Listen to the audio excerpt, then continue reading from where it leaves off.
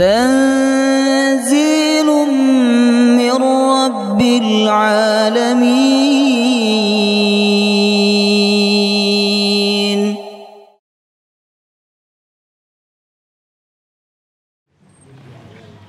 بسم الله الرحمن الرحيم. الحمد لله رب العالمين، نحمده ونستعينه ونستغفره ونعوذ بالله من شرور أنفسنا وسيئات أعمالنا. من يهده الله فلا مضل له ومن يضلل فلا هادي له، وأشهد أن لا إله إلا الله وحده لا شريك له، وأشهد أن محمدا عبده ورسوله لا نبي ولا رسول بعده. اللهم صل على نبينا محمد وعلى آله وصحبه وبارك وسلم أجمعين. قال الله تعالى في القرآن الكريم وهو أصدق القائلين: يا أيها الذين آمنوا اتقوا الله حق تقاته ولا تموتن إلا وأنتم مسلمون. يا أيها الذين آمنوا اتقوا الله وقولوا قولا سديدا يصلح لكم أعمالكم ويغفر لكم ذنوبكم، ومن يطع الله ورسوله فقد فاز فوزا عظيما. اللهم إنا نسألك علما نافعا ورزقا طيبا وعملا متقبلا. اللهم إنا نعوذ بك من علم لا ينفع وقلب لا يخشع وعمل لا يرفع ودعاء لا يسمع. اللهم فقهنا في الدين وعلمنا التأويل. اللهم اجعلنا وأولادنا وذرياتنا من أهل القرآن، آمين يا رب العالمين. Hadirin hadirat jamaah rahimakumullah. Assalamualaikum warahmatullahi wabarakatuh. Alhamdulillah, malam hari ini kita dimudahkan oleh Allah Subhanahu wa taala untuk kembali membaca dan memahami kitab suci Al-Qur'anul Karim. Semoga membaca dan memahami Al-Quran ini menjadi sebab kita mendapatkan keberkahan dan syafaat Al-Quranul Karim. Amin ya rabbal alamin. Jamaah rahimakumullah, pertemuan malam hari ini kita akan mengkaji surah Al-Baqarah ayat 55 dan 56. Ayat 55 dan ayat 56. Dua ayat ini menjelaskan tentang kenakalan, keburukan, kebodohan, dan sikap tidak wajar yang dilakukan oleh Bani Israel kepada Nabi Musa alaihissalam. Dengan entengnya mereka meminta kepada Nabi Musa untuk bisa melihat Allah Subhanahu wa taala. Bahkan mereka mengancam tidak akan beriman kepada Nabi Musa sampai mereka bisa melihat Allah jahratan, secara nyata dengan mata kepala mereka. Itulah yang akan kita bahas pada pertemuan malam hari ini. Sebelum dua ayat ini kita bahas, mari sama-sama kita baca. Silakan Bapak Ibu dibuka surah Al-Baqarah ayat 55 dan ayat 56. A'udzu billahi minasy syaithanir rajim.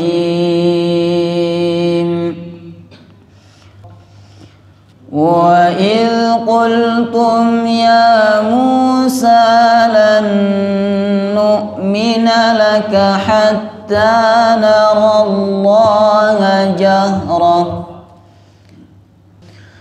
hatta nara Allaha jahratan fa akhadhatkumus sa'iqatu wa antum tanzurun. Mengingatkan kepada Bapak Ibu, apabila ada huruf ta yang sukun, jangan lupa untuk membunyikan hamas, ya. menghembuskan nafas.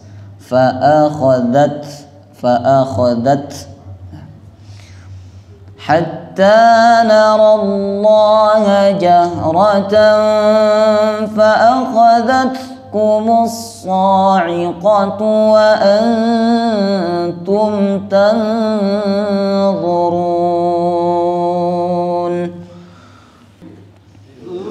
Thumma ba'athnakum min ba'di mautikum la'allakum tashkurun. Huruf ainnya jangan sampai putus ya. Suaranya jangan sampai putus. Harus bersambung.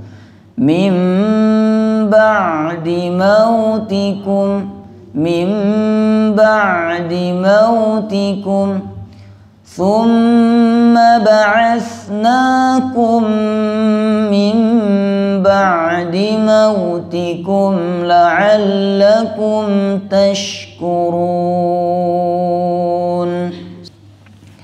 Wa idh qultum ya Musa, dan ingatlah ketika kalian, yang dimaksud kalian adalah Bani Israel di zaman Nabi Musa. Ketika kalian wahai Bani Israel berkata kepada Nabi Musa, ya Musa, wahai Musa, lan nu'mina laka, kami tidak akan pernah beriman kepadamu hatta narallaha jahratan, sehingga kami narallah, bisa melihat Allah, jahratan secara nyata, jelas. Ketika mereka meminta sesuatu yang tidak wajar, maka fa'akhadatkumus sa'iqah, tiba-tiba mereka disambar apa? As-sa'iqatu, petir, halilintar. Wa antum tanzurun, dan kalian saat itu menyaksikan atau melihat. Kemudian thumma ba'athnakum, kami bangkitkan mereka min ba'di mautikum, setelah matinya mereka. Jadi Bani Israel yang mati karena disambar petir itu dibangkitkan kembali oleh Allah. La'allakum tashkurun, agar kalian semakin bersyukur kepada Allah dan menyadari bahwa perbuatan kalian itu salah.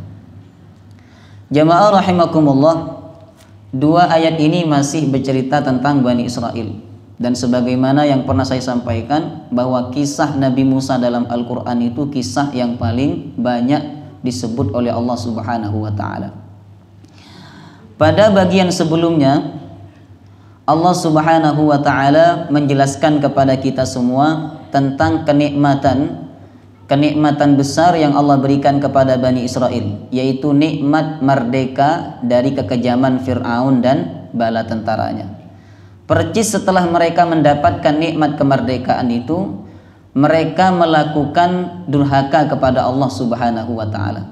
Seharusnya secara logika, seseorang itu apabila mendapatkan nikmat yang lebih besar daripada sebelumnya, dia seharusnya semakin berterima kasih, semakin dekat dengan yang memberikan nikmat.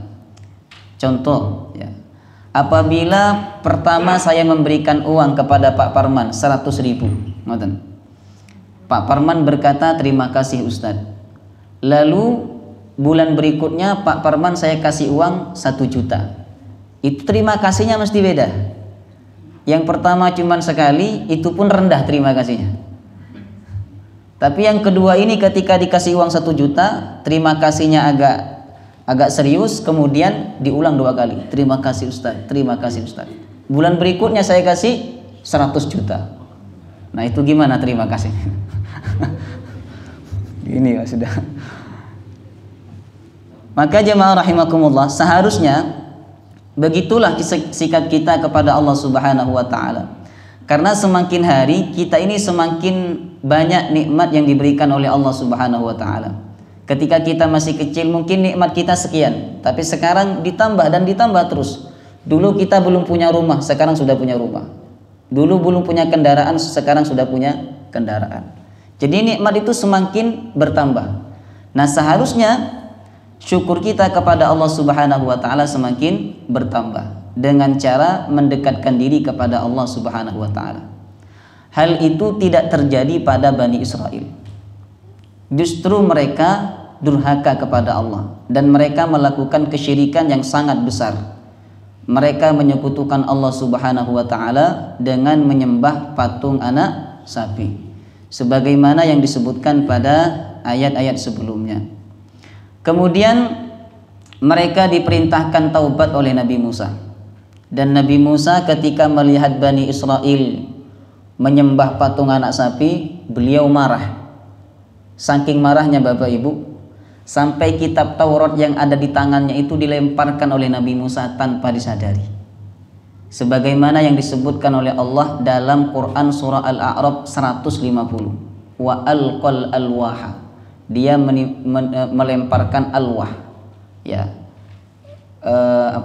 Tulisan yang berisi Taurat, ya. Dilemparkan oleh Nabi Musa tanpa disadari. Bahkan Nabi Musa membakar patung anak sapi sebagaimana yang kita pelajari pada pekan kemarin.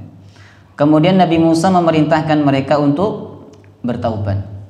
Mereka tanya kepada Nabi Musa, "Wahai Musa, bagaimana cara kami bertaubat?"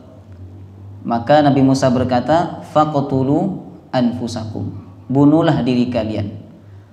Adapun cara atau teknis mereka membunuh diri mereka itu ada 3 pendapat. Masih ingat Bapak Ibu? Yang pertama apa?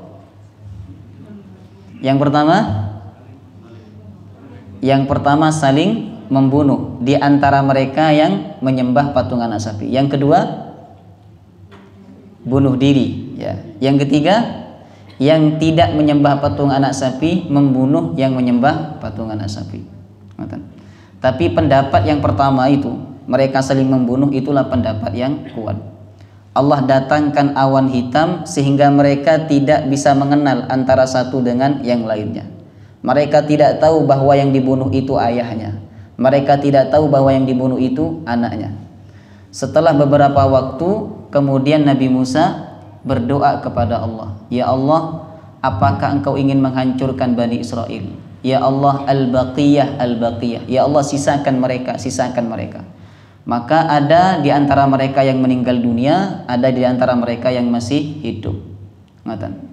Yang masih hidup itu bertanya kepada Nabi Musa, "Wahai Musa, apakah taubat kami diterima oleh Allah?" Kata Nabi Musa, "Iya, taubat kalian diterima oleh Allah. Termasuk juga yang meninggal itu taubatnya diterima oleh Allah Subhanahu wa taala."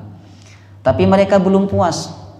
Ya, yang masih hidup ini belum puas tentang pernyataan Nabi Musa bahwa taubat mereka itu diterima oleh Allah Subhanahu wa taala. Maka untuk meyakinkan mereka, Nabi Musa memilih 70 orang dari Bani Israel itu untuk ikut Nabi Musa ke Bukit Tursina. Sebagaimana firman Allah di Al-A'raf, Allah berfirman, "Wakhtara Musa qaumahu 70 rajulan limiqatina." Nabi Musa memilih 70 orang dari kalangan mereka, yakni dari Bani Israel, limiqatina, sesuai waktu yang kami tentukan. 70 orang itu dibawa oleh Nabi Musa kemana tadi? Ke Bukit Tursina. Bukit Tursina itu tempat munajatnya Nabi Musa. Dan disitulah Nabi Musa menerima kitab Taurat. Sampai ke Bukit Tursina, jemaah rahimakumullah, Nabi Musa berkata kepada 70 orang itu, "Kalian tunggu di sini. Saya mau bermunajat kepada Tuhan saya." Kemudian yang 70 orang itu berkata, "Wahai Musa, apakah kami bisa mendengar bagaimana munajat engkau dan bagaimana pembicaraan engkau dengan Tuhanmu?" Kata Nabi Musa, "Bisa. Kalau begitu saya ingin mendengar," kata 70 orang itu. Maka dibawalah 70 orang itu masuk ke Bukit Tursina, masuk ke tempatnya di mana Nabi Musa bermunajat kepada Allah Subhanahu wa taala. Baik. Dan saat itu jemaah rahimakumullah, dikatakan dalam kitab tafsir, mereka benar-benar mendengar firman Allah Subhanahu wa taala kepada Nabi Musa. Ya. Kemudian mereka bertanya, "Wahai Musa, itu suaranya siapa?" Kata Nabi Musa, "Itu suara Tuhanku." Kemudian mereka meminta kepada Nabi Musa, "Wahai Musa, bisakah saya melihat Tuhan?" Kata Nabi Musa, "Tidak bisa. Kalau begitu kata mereka, kami tidak akan beriman kepadamu sampai kami melihat Tuhanmu dengan jelas. Sebagaimana yang dinyatakan oleh Allah dalam ayat ini. Wa idh qultum ya Musa lan nu'mina laka hatta narallaha jahra. Wahai Musa, kami tidak akan beriman laka kepadamu. Maksudnya kami tidak akan percaya kepada ucapanmu wahai Musa, hatta narallaha jahra, sampai kami bisa melihat Allah jahratan dengan jelas. Jadi mereka itu ingin melihat wujudnya Allah. Tiba-tiba fa'akhadatkumus sa'iqatu wa antum tandurun. Mereka disambar petir. Ngoten. Itulah awal mula kisah Bani Israel meminta kepada Nabi Musa agar bisa melihat Allah Subhanahu wa taala. Baik, sekarang kita masuk kepada tafsir perkata dalam ayat ini. Wa idh qultum ya Musa, dan ingatlah ketika kalian wahai Bani Israel berkata kepada Nabi Musa, ya Musa, wahai Musa. Dari panggilan yang ditujukan kepada Nabi Musa, Bani Israel itu tidak sopan, karena mereka memanggil Nabi Musa dengan namanya saja. Ya Musa, wahai Musa. Mereka tidak memanggil ya Nabi Allah, wahai Nabi Allah, ya Rasulullah, wahai Rasul Allah. Mereka memanggil Nabi Musa dengan namanya saja. Dan ini dilarang dalam Al-Quran. Allah berfirman, la taj'alu du'a ar-rasuli ka du'a'i bainikum. Jangan kalian jadikan panggilan kepada Rasul itu seperti panggilan kalian kepada salah satu di antara kalian. Maka ini dalil jemaah rahimakumullah bahwa Bani Israel itu tidak sopan kepada nabinya, termasuk kepada Nabi Musa alaihissalam. Buktinya apa? Mereka memanggil Nabi Musa dengan namanya saja. Ya Musa, wahai Musa. Padahal Nabi Musa itu panutan mereka, nabi mereka, rasul yang diutus kepada mereka. Misal ada Pak Camat ya, Pak Camat namanya Udin, lalu dipanggil Din, sopan apa tidak itu? Tidak sopan jemaah rahimakumullah, itu merendahkan. Maka Imam An-Nawawi rahimahullahu ta'ala berkata, sunnah seorang murid, seorang anak, seorang yang muda memanggil gurunya, memanggil orang tuanya, memanggil orang yang lebih tua darinya tidak dengan namanya saja, tapi gunakanlah kedudukan dia sebagai orang tua, sebagai ustadz. Ya, meskipun ustadznya kecil jangan dipanggil leh kini leh. Walaupun ustadznya kecil, jemaah rahimakumullah, itu kurang adab. Ya, apalagi kepada orang tua. Ulama berkata, termasuk durhaka kepada orang tua itu apabila kita berjalan di depannya dan memanggil namanya saja. Jadi berjalan di depannya dan memanggil namanya saja itu termasuk durhaka kepada orang tua. Termasuk juga memanggil orang yang lebih tua. Jangan langsung panggil namanya. Ya, kalau dia sebagai orang yang lebih sepuh dari kita, panggil dia bapak. Atau kalau mau di bahasa Arab kan panggil syekh. Syekh artinya orang yang lebih tua daripada kita. Dahulukan yang lebih tua. Dalam makan dahulukan yang lebih tua. Dalam berjalan dahulukan yang lebih tua. Sahabat Ali bin Abi Thalib pernah berangkat ke masjid. Di depan beliau itu ada orang yang sepuh. Beliau tidak mau mendahului karena adab. Beliau menjaga adab, tidak mau mendahului. Sampai hampir-hampir sahabat Ali bin Abi Thalib itu ketinggalan sholat berjamaah. Nyampe ke masjid, ternyata orang tua itu tidak ke masjid, dia lurus saja. Ternyata dia orang Yahudi. Begitu sahabat Ali mencontohkan kepada kita untuk menghormati orang yang lebih sepuh. Harus mendahulukan yang lebih sepuh, kecuali dalam 3 perkara jemaah rahimakumullah. Dalam 3 perkara ini kita tidak boleh mendahulukan yang lebih sepuh, tapi kita dahulukan yang ahli. Dalam kitab Al-Fawaid Al-Mukhtar, yang pertama adalah fil imamah, dalam imam. Itu tidak boleh kita mendahulukan yang sepuh, tapi kita dahulukan yang ahli. Kalau yang muda dan yang tua itu sama-sama ahli, barulah kita dahulukan yang tua. Itu yang pertama. Yang kedua, fit tadris, dalam mengajar. Itu dalam mengajar dahulukan yang ahli, bukan yang sepuh. Ngoten. Kecuali yang muda dan yang tua itu sama-sama ahli, baru dahulukan yang tua. Kemudian yang terakhir, fi fatwa, dalam berfatwa. Itu jangan sampai kita mendahulukan yang sepuh. Monggo yang sepuh dulu berfatwa. Tidak boleh. Harus dahulukan yang ahli. Ngoten.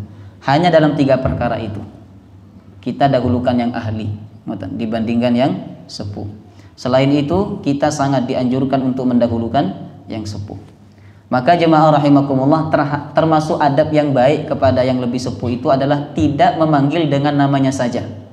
Ngoten. Jangan seperti Bani Israel memanggil Nabi Musa dengan panggilan ya Musa, wahai Musa. Lan nu'mina laka, kami tidak akan beriman laka kepadamu. Di sini menggunakan huruf lan, ya. Lan itu maknanya lebih kuat dibandingkan la atau lam. Lan itu bermakna lil abad, untuk bermakna selama-lamanya. Jadi mereka itu mengancam Nabi Musa, wahai Musa, selama-lamanya kami tidak akan iman kepadamu. Hatta narallah, sampai kami bisa melihat Allah. Mereka ingin melihat wujudnya Allah Subhanahu wa ta'ala. Ini permintaan yang di luar batas kewajaran. Ini permintaan yang berlebih-lebihan, jemaah rahimakumullah. Jahratan secara jelas, secara nyata. Jahratan itu berasal dari kata jahar. Jahar artinya jelas, sesuatu yang bisa dilihat dan didengar oleh orang lain. Itu namanya jahar. Kalau Bapak Ibu sholat dan bacaannya bisa didengar oleh orang lain, itu namanya sholat jahar. Berarti sholat maghrib, isya, subuh. Nah, kalau bacaan kita itu tidak bisa didengar oleh orang lain, hanya kita saja yang mendengar, itu namanya sholat nopo sir. Makanya kalau ada imam baca Bismillahirrahmanirrahim, itu sebenarnya jahar itu. Seperti saya tadi, itu setengah jahar. Maka jemaah rahimakumullah, jahratan itu artinya adalah jelas. Mereka ingin melihat Allah dengan mata kepala mereka sendiri. Lalu fa'akhadatkumus sa'iqah, tiba-tiba mereka disambar oleh sa'iqah, petir. Ya, petir, wa antum tandurun, dan kalian saat itu menyaksikan atau melihat. Jadi ketika disambar oleh petir, mereka binasa. Kalau merujuk kepada surah Al-A'raf, di Quran surah Al-A'raf Allah menyebutkan mereka ditimpa oleh gempa. Maka Ibnu Katsir mengkomparasi 2 ayat ini. Kata beliau, pertama mereka disambar petir lalu terjadi gempa, sehingga 70 orang itu meninggal dunia. Kemudian tsumma ba'atsnakum min ba'di mautikum la'allakum tashkurun. Tsumma ba'atsnakum, kemudian kami bangkitkan kalian. Jadi setelah 70 orang itu meninggal dunia, Nabi Musa alaihissalam berdoa kepada Allah. Apa kata Nabi Musa dalam Quran surah Al-A'raf? Rabbi law syi'ta ahlaktahum min qablu wa iyyai. Ya Allah, seandainya engkau ingin, tentu engkau akan menghancurkan mereka dan menghancurkan saya sebelum ini. Sebelum ini itu kapan berarti? Ketika dikejar oleh Fir'aun. Kalau engkau berkehendak ya Allah, engkau akan hancurkan kami ketika kami dikejar oleh Fir'aun. Rabbi law syi'ta ahlaktahum min qablu wa iyyai. Atuhlikuna bima fa'alas sufaha'u minna. Apakah engkau akan membinasakan kami gara-gara perbuatan orang bodoh di antara kami? Atuhlikuna bima fa'alas sufaha'u minna in hiya illa fitnatuk. Tudillu biha man tasha' wa tahdi man tasha'. Kemudian Nabi Musa berdoa kepada Allah, Anta waliyuna, engkaulah pelindung kami. Faghfir lana, ya Allah ampunkan dosa kami. Warhamna, ya Allah rahmati kami. Wa anta khairul ghafirin, sesungguhnya engkau adalah sebaik-baiknya zat yang mengampuni. Artinya apa? Nabi Musa minta kepada Allah agar 70 orang itu dihidupkan kembali. Karena 70 orang itu saksi mata bahwa taubatnya Bani Israel itu diterima oleh Allah. Kalau 70 orang ini tidak dibawa pulang oleh Nabi Musa, maka kondisi akan semakin kacau. Bisa saja mereka akan semakin menyimpang dari jalan Allah Subhanahu wa taala. Maka Nabi Musa berdoa kepada Allah agar 70 orang itu dihidupkan kembali. Dengan kekuasaan Allah Subhanahu wa taala, 70 orang itu dihidupkan kembali oleh Allah. Sebagaimana firman di ayat 56, "Tsumma ba'atsnakum min ba'di mautikum." Kemudian kami bangkitkan kalian setelah kalian mati. La'allakum tashkurun, agar kalian bersyukur kepada Allah Subhanahu wa taala. Agar kalian wahai Bani Israel semakin dekat dengan Allah, semakin menyadari bahwa perbuatan kalian itu keliru.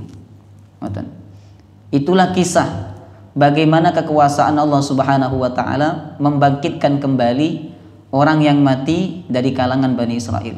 Dan ini bukan sekali dua kali jemaah rahimakumullah.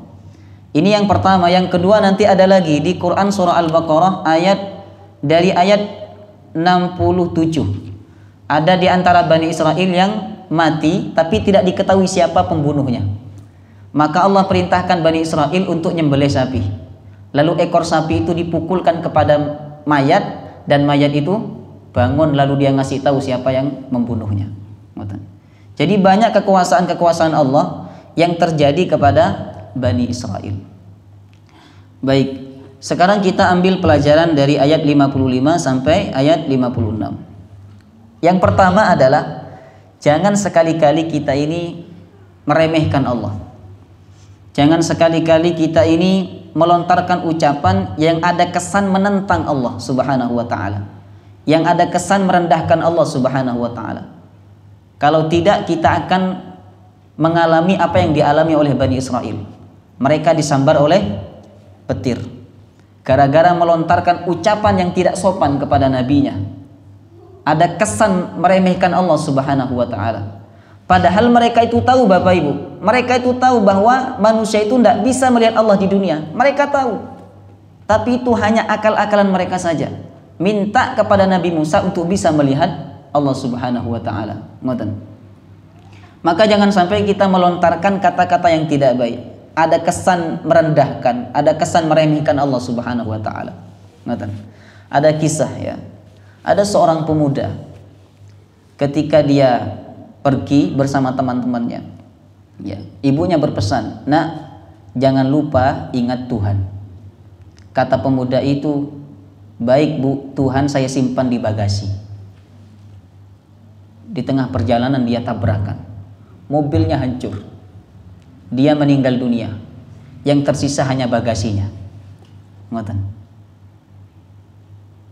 Ada pula kisah seorang wanita, ya, seorang wanita muslimah. Dia memakai pakaian yang membuka aurat, ya, sehingga mengundang syahwat laki-laki. Lalu ada seseorang wanita, ya, yang memberikan nasihat kepada dia, "Kamu sebagai wanita muslimah, ya, tutuplah auratmu. Pakailah sebagaimana layaknya seorang muslimah. Tidakkah engkau ingat bahwa engkau akan menghadap Allah Subhanahu wa taala?" Lalu si wanita itu berkata, "Mana malaikat Israel itu? Mana malaikat maut itu? Kamu SMS suruh datang ke sini," katanya. Tak lama setelah itu jemaah rahimakumullah, wanita tadi meninggal dunia. Maka jangan pernah kita ini melontarkan ucapan yang ada kesan kita itu meremehkan Allah Subhanahu wa taala. Pernah baca sejarahnya kapal Titanic? Ya, pernah baca nggak? Anggu-anggu pernah apa enggak? Anggu-anggu. Yang bikin kapal Titanic itu merasa jumawa karena saat itu kapal Titanic merupakan kapal yang paling kuat. Kata dia, kapal ini tidak bisa hancur sekalipun Tuhan yang menghancurkannya. Nabrak batu es hancur, jemaah rahimakumullah. Maka jangan sekali-kali kita melontarkan ucapan yang ada kesan kita ini meremehkan Allah Subhanahu wa taala. Kita harus tawadhu di hadapan Allah Subhanahu wa taala. Itu pelajaran yang pertama. Kemudian pelajaran yang kedua, Allah mengecam siapa saja yang meminta sesuatu di luar batas kewajaran atau meminta sesuatu yang tidak mungkin terjadi. Itu dikecam oleh Allah. Termasuk juga seorang anak yang meminta sesuatu kepada orang tuanya tapi di luar batas kewajaran, di luar batas kemampuan orang tuanya. Ini anak dikecam oleh Allah Subhanahu wa taala karena permintaan itu membuat orang tuanya kepikiran dan menyulitkan orang tua. Kemudian yang ketiga, jemaah rahimakumullah, pelajaran yang ketiga, permintaan mereka yakni Bani Israel menunjukkan kebodohan. Ya, mereka minta bisa melihat Allah secara langsung, secara nyata. Ini menunjukkan kebodohan dan kedangkalan akal mereka. Sebab mereka mengukur kebenaran dan keinginan itu dengan mata, dengan penglihatan. Padahal tidak semua yang dilihat itu benar. Panjenengan lihat bumi ini datar napa mboten? Datar kan? Tapi aslinya bulat. Kita lihat bulan di lautan. Itu bulannya bergerak. Tapi aslinya tidak, jemaah rahimakumullah. Kita lihat rel kereta api. Itu kalau semakin jauh kita lihatnya seakan-akan dia menyatukan gini. Sebenarnya tidak. Jadi orang yang paling bodoh itu adalah orang yang menjadikan penglihatan sebagai standar dari kebenaran. Sebagaimana Bani Israel. Pokoknya saya harus lihat Allah. Kalau enggak, saya tidak akan beriman. Padahal iman yang sesungguhnya itu ketika kita percaya kepada sesuatu yang tidak bisa kita lihat. Tapi sesuatu itu ada. Itulah iman yang sesungguhnya. Kalau sesuatu itu bisa kita lihat, apa gunanya iman itu? Makanya orang-orang kafir imannya ditolak oleh Allah di akhirat. Ketika mereka melihat neraka, ketika mereka melihat siksaan Allah Subhanahu wa taala yang akan diberikan kepada mereka, mereka berkata, "Amanna ya Allah, kami beriman." Tapi iman mereka tidak lagi berguna karena mereka beriman setelah melihat.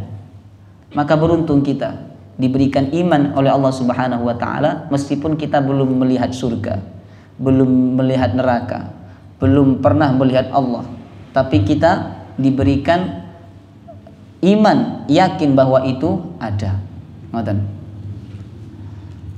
Kemudian pelajaran yang berikutnya adalah pelajaran yang keempat, Bapak Ibu, bahwa ayat ini menjelaskan manusia itu tidak bisa melihat Allah di dunia, tidak bisa.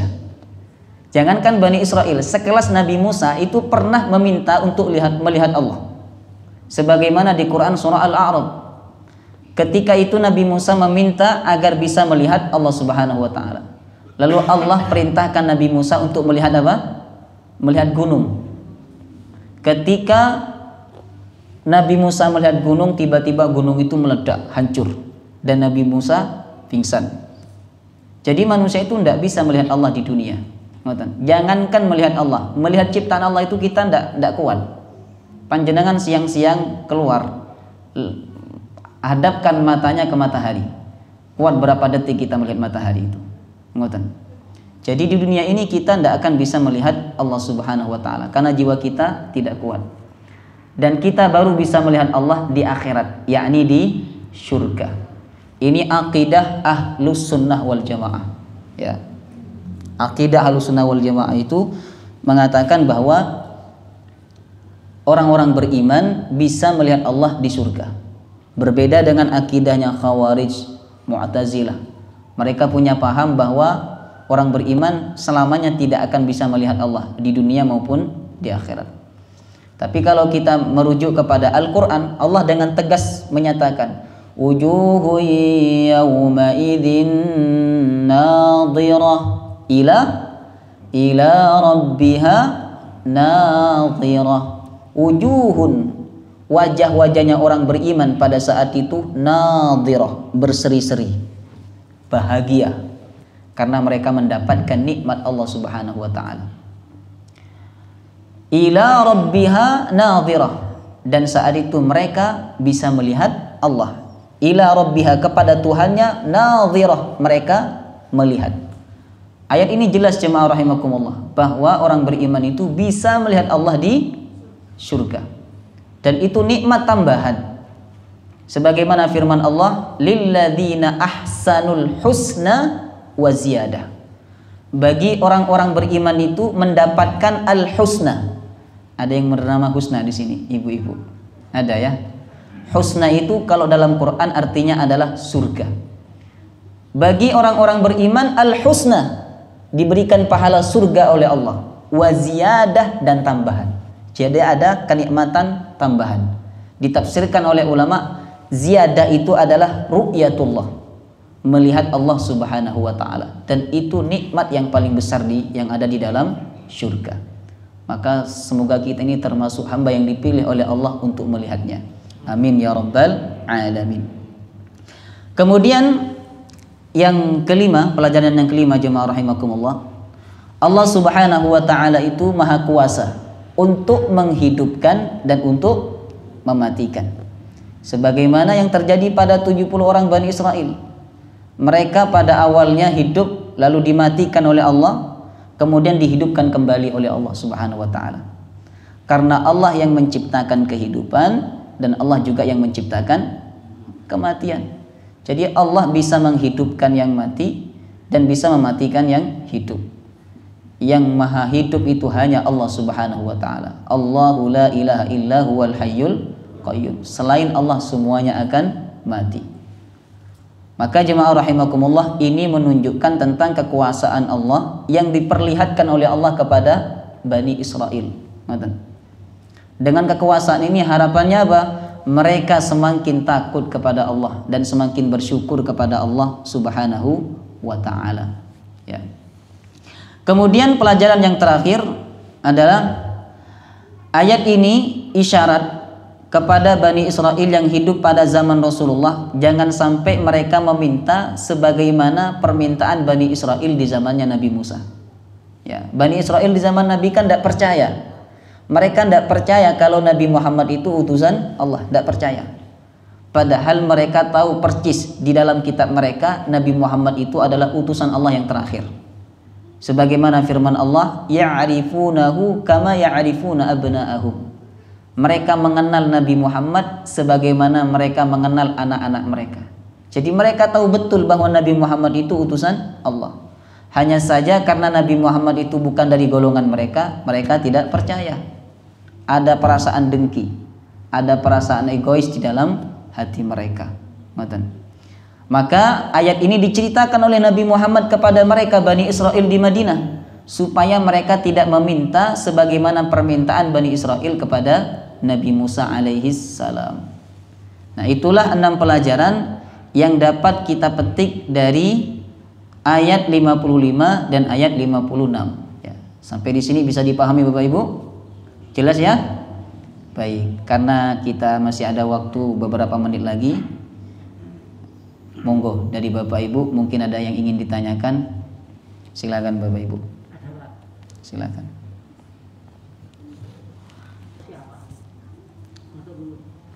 Baik, jadi beliau bertanya, dalam penjelasan tadi bahwa kita ini baru bisa melihat Allah ketika di surga. Beliau bertanya, kalau di alam barzakh apakah kita sudah bisa melihat Allah ataukah belum? Terus yang menyiksa itu Allah langsung atau para malaikatnya? Begitu nggih? Alam barzakh, barzakh itu artinya pembatas. Sebagaimana firman Allah, bainahuma barzakhun la yabghiyan. Di antara 2 laut itu ada laut yang airnya tawar, asin, ada yang warnanya ini dan itu. Barzakhun, ada barzakh. Barzakh itu penghalang yang tidak kelihatan. La yabghiyan, sehingga keduanya tidak bercampur. Jadi alam barzakh itu alam penghalang, pembatas antara dunia dan alam akhirat. Nah, di alam barzakh itu sehebat apapun kita, senikmat apapun Allah berikan kepada kita di alam barzakh itu, kita masih belum bisa melihat Allah. Karena melihat Allah itu di akhirat, di alam akhir. Barzakh itu masih belum akhir. Akhir itu nanti setelah alam barzakh dibangkitkan oleh Allah, diputuskan ini masuk surga, ini masuk neraka. Nah, disitulah kita baru bisa melihat Allah Subhanahu wa taala. Adapun yang menyiksa manusia di alam barzakh itu bukan langsung Allah, tapi Allah menyuruh para malaikatnya untuk menyiksa. Terlepas nih dari perbedaan pendapat ya, bahwa ada yang mengatakan siksa kubur itu ada yang mengatakan siksa kubur itu tidak ada. Tapi saya lebih cenderung kepada pendapat yang mengatakan bahwa siksa kubur itu ada. Seperti apa bentuknya? Wallahu ta'ala alam. Ada ulama yang berkata bisa saja seperti orang yang tidur, tapi dalam tidur itu dia bermimpi disiksa sehingga tidurnya capek. Ini isyarat dari firman Allah, kalla inna kitabal fujjari lafi sijjin, bahwa ruhnya orang-orang jahat itu Allah tempatkan di mana? Di sijjin. Nah, sijjin itu bahasa Indonesianya penjara, dari kata sijnun. Penjara itu kan sempit ya, tempatnya tidak nyaman, kecuali penjaranya koruptor ya. Tempatnya tidak nyaman dan seterusnya. Nah, mereka di situ tidur di tempat yang sempit, dalam tidurnya itu disiksa oleh Allah Subhanahu wa taala, tentu mereka merasa tidak nyaman. Itu sebagian pendapat ulama mengatakan begitulah cara Allah menyiksa mereka yang ada di alam barzakh. Tapi pendapat lain mengatakan siksaan itu nyata, jasad yang disiksa ya. Karena ada kejadian, ada seorang pemuda tidak pernah sholat, ketika dia meninggal dunia beberapa waktu kemudian digali oleh keluarganya, lalu jenazahnya dalam keadaan apa? Gosong, remuk seperti ada yang memukul. Wallahu ta'ala alam. Baik. Ada pertanyaan lain dari ibu-ibu, silahkan. Ya. Dari bapak-bapak, ya silahkan. Baik. Termasuk juga turun, ya. Dahulukan yang lebih sepuh. Tapi ada bagusnya juga dahulukan yang muda, supaya kalau yang sepuh itu jatuh ada yang nangkep, ada yang menolong, Jadi secara dasar dahulukan yang lebih sepuh, secara mendasar. Termasuk juga makan. Itu kalau misalnya mau basuh dahulukan yang sepuh, mau ngambil nasi dahulukan yang sepuh. Tapi yang sepuh juga harus mengerti, harus punya sifat emosional yang tinggi. Emosional itu mengerti perasaan orang lain. Mentang-mentang sepuh, tenang aja, pasti kita yang didahulukan. Tidak boleh seperti itu, harus punya sifat emosional. Jangan mentang-mentang sepuh nanti di tengah jalan tenang-tenang saja ditabrak sama orang dari belakang. Maka jemaah rahimakumullah, secara mendasar apabila turun dari bis itu tetap dahulukan yang sepuh.